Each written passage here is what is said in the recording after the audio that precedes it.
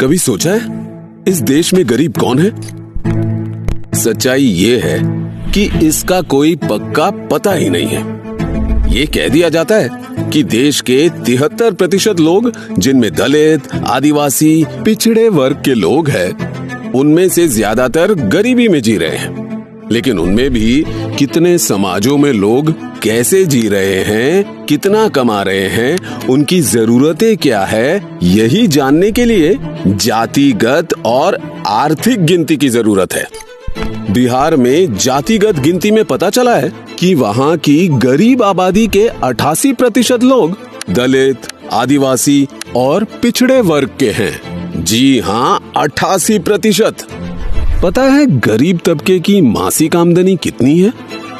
6,000 रुपए से भी कम है। इसी आय में खाना, किराना, दवाई सब।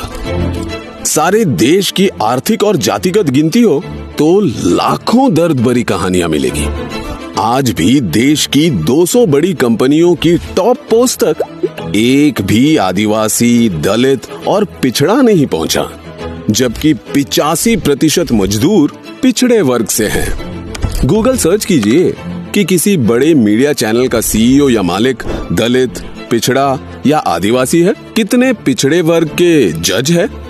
और गटर में बिना मास्क लगाए उतरने वाले वो सफाई कर्मचारी किस समाज के हैं? देश में आपको 2 हिंदुस्तान दिखेंगे, एक अरबपति वाला और एक गरीबों का हिंदुस्तान। जब तक अपने हक का पैसा उस आखिरी गरीब तक नहीं पहुंचेगा, इस देश में 2 हिंदुस्तान बने रहेंगे। पहला कदम होगा जाति जनगणना, उसके बाद आर्थिक सर्वे। भाजपा जातिगत और आर्थिक गिनती का कितना भी विरोध कर ले, पर देश के सबसे गरीब लोगों को तभी न्याय मिलेगा जब वे सही तरीके से गिने जाएंगे। जब तक जातिगत गिनती नहीं होगी, तब तक सरकार को आपके रोटी, कपड़ा और मकान की फिक्र नहीं होगी।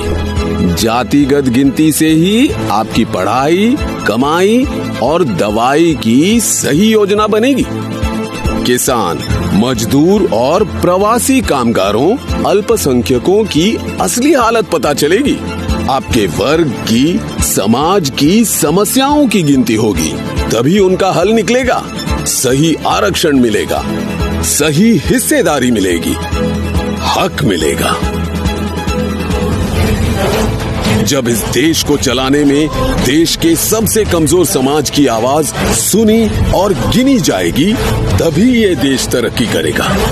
इसीलिए जातिगत गिनती के लिए आज ही बोलना होगा, जी खोल कर बोलना होगा, ताकि आपकी आने वाली पीढ़ियां आपकी ही तरह बिना गिनती, बिना हक के मुश्किल के अंधेरों में दम न तोड़ दें।